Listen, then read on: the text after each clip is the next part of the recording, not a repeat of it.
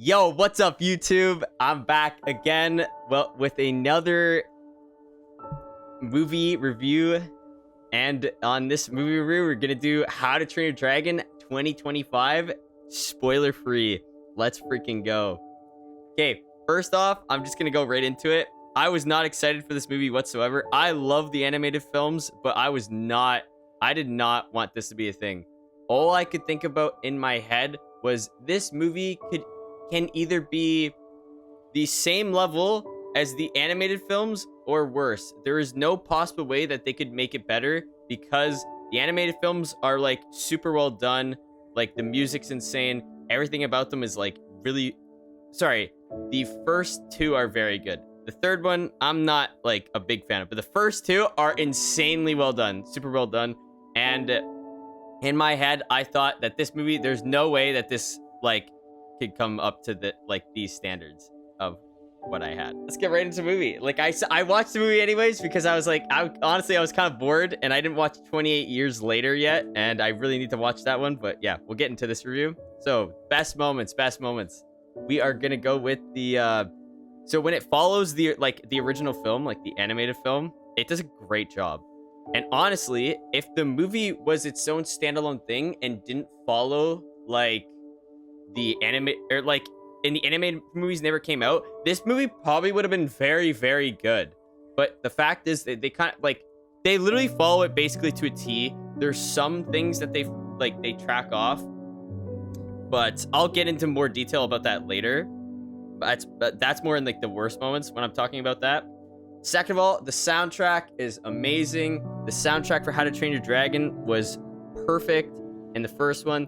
This one was still really good. I do think it isn't as good as the animated, but they do have the basically the same soundtracks, but in some moments of the movie it's not like quite the same. So, but they kill, like the soundtrack is phenomenal. I love the soundtrack. And the CGI in this movie, oh my god, the CGI is honestly like definitely one of the high points. The CGI, like I can barely see anything like wrong with the movie with the CGI perspective. The CGI, they did a great job. Hey, my cat's eating my microphone, sorry. The CGI they did on this movie was like phenomenal, like actually insanely well done. It's crazy that the things they could do with CGI now, dude. Like everything looks very, very realistic. Obviously the eyes for the dragons aren't as realistic, but they're getting the eyes from the animated. And I think if you make the dragon eyes more realistic, like you did with the with toothless eyes are extremely realistic, or not realistic, but that's why like it makes it more unique. I kind of wish that the other dragons had that, but I'll get into more of that in the worst way. Sorry, I'm trailing off. The CGI is insanely well done.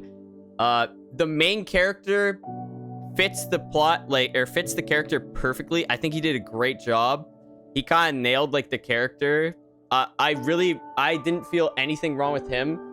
I think he did a great job. Like honestly, I put these movies, like I'm putting it as a high standard because the other one was so high up there, and I think he did a great job. I think he fit the part really well, and he acted extremely well for the part. I think he did a great job. The actor for Gerald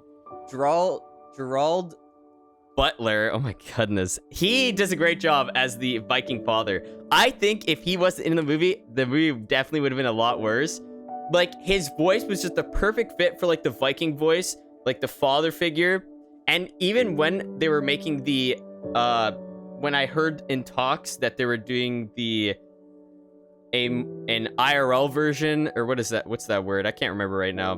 But an IRL version for How to Train Your Dragon, I remember thinking like they need to have him voice or like playing the same character, because he could do it, and he did do it, and he obviously kills it again. He basically just does the same role. I also loved Julian Dennison. I think Julian Dennison did a great job. He was also in Deadpool 2, sorry. And he was very funny. I think he played that character pretty well. There was like one cringy dialogue that I thought he did, but for the most part, I thought he killed that role. Like he did a great job as Fish Legs. Honestly, one of the characters who carried the movie for sure. For sure. The worst moments though, first of all, how is this? Okay, guys, I'm gonna go on a tangent here. How the hell is this a live action? That was the word I was missing earlier. How is this a live action when it's mostly CGI? It is just a CGI movie. Bro, I don't understand why they call it live action when it's literally just CGI. Like, for the most, I'd say like 60% of the movie's like CGI, or at least like 50%. Like, so I understand calling these live actions when you're still doing CGI. Like, a lot of like the new Disney movies are live action when they're mostly CGI movies still.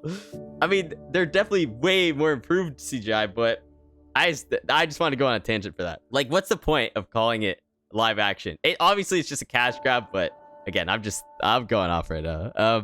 Anywho, watching the movie, dude, I'm just comparing it to the original too much, like the animated, and I don't think that's a bad thing because obviously it's just a one-for-one copy for the most part. It's a one-for-one copy. I think they could have nailed it a little better. There are definitely some scenes where I'm like, damn, like there's one scene, I'm gonna try to say without spoilers. I think I wrote it down. So for the scene when like Hiccup and Toothless are together, he loses the cheat sheet that he has. I'm not gonna go into spoilers. Like I'm not gonna explain the scene like fully. So I kind of wish that whole scene there had no music. I think what they did for the scene, they put music in and it kind of like takes you out of the scene. I would have preferred if you could just hear like the surroundings and wind and stuff like that while like this is all happening with Hiccup and Toothless. But the music wasn't bad, but I do think if it was just like a windy scene and you just like hear just the wind, it really puts you into the moment more. Also, the same scene when they're like going through the stress and they're finally back together again and they gotta lock in, like I kind of wish the camera angles were a little bit better. I think if they did the camera angle for that same scene and they follow Hiccup like literally on his shoulder, I think that scene goes insane.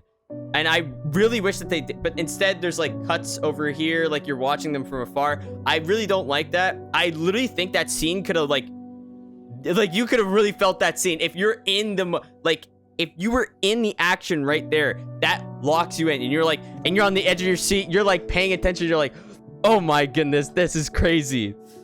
Like, I really wish that they did that. Unfortunately, they did not, so they kind of jumps around, so I was wasn't a big fan of that. Also, when watching the movie, like, because I'm comparing it to the original, I want it to follow the original because obviously the movie's so good, but at the same time, because it's its own thing, I want it to do its own thing. And then when it kind of tries to do its own thing, when it doesn't follow dialogue or something like that, I basically just want it to go back to the animated movie. So I'm in like this, like, I want it to do its own thing, but I want it to follow the animated movie because the animated movie is so good, but then it does its own thing, and I want it to, and it just, like, I really just want it to go back to the animated version, unfortunately. So, like, basically, it's just like, yeah, I don't know. It's like kind of a limbo that I'm stuck in. Also, the acting for like most of the other actors are really cringy. Like all the other teenage Vikings were, I was not a fan of. Like they're trying to be funny and they're just not fun. Like I was kind of cringing for the most part. Like the two siblings, I hated, bro. The acting that they did was just absolutely horrendous. I thought they were just like super poor quality. Like they were just really, really boring. I don't know. Like they're not funny. They didn't really like sell me as the character that they're like the same character. And there's even some dialogue where I'm like, oh my god, if they said this scene could have been so much better. But they I don't know. Those characters are super mid. I was not a fan of those characters. Like for the most part, the main characters kill it. Like the actress who plays Astrid, she was okay. She didn't like rise above the top to be like insane acting, but like she did a decent job. I gotta give it to her. Like she was okay. Also the expressiveness of the dragons, they're not very expressive. Like they give Toothless kind of expressiveness, but the other dragons just feel like dragons, and you kind of lose touch with the dragons because they're honestly I would say they're part of the main characters, because when Like, it's literally How to Train Your Dragon. And the dragons in the animated, you can see their expressions. You can see, like, when something happens, like, they get mad or whatever. You can see that. But in this movie, it's just... It's the same problem they had with The Lion King. When they remade The Lion King into its live action, and they made it everyone with no expressions, like, you couldn't really put yourself in the character because they have no expressions. You don't know how they're feeling and stuff like that. And that's kind of how I felt with the dragons. So I kind of bummed out that they didn't give them more expressiveness. And maybe it was because of the eyes too. I'm not too sure. Like, they weren't very expressive, but yeah, those are probably like the worst moments. The nitpicky, I still think the animated movies are way better. Like, if you're gonna watch this movie, I would definitely watch this movie because it's a decent movie. Like, if you hadn't seen the old How to Train Your Dragon movies, I would watch this one and then I would go watch the animated ones because they're just like super well done.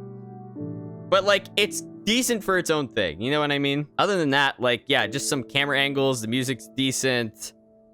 But all in all, my rating for the movie is probably like a solid 7. I think the CGI is well done. The music is amazing as always. Like, they killed the soundtrack. The CGI, they kill the CGI. The CGI is insanely well done.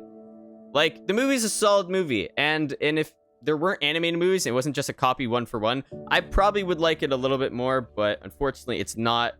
And they're just kind of mostly sorry, it is a cash grab. Just a cash grab. So, anywho, guys, thank you for tuning in. I appreciate it. I hope you guys have a lovely day. And yeah, be sure to like and subscribe. And don't forget to let me know what movie I should do next. I really want to watch 28 Years Later, so I'll try to do that one next. But if I don't, be sure to leave a movie in the comments, and I'll definitely check that out. Peace, peace, peace.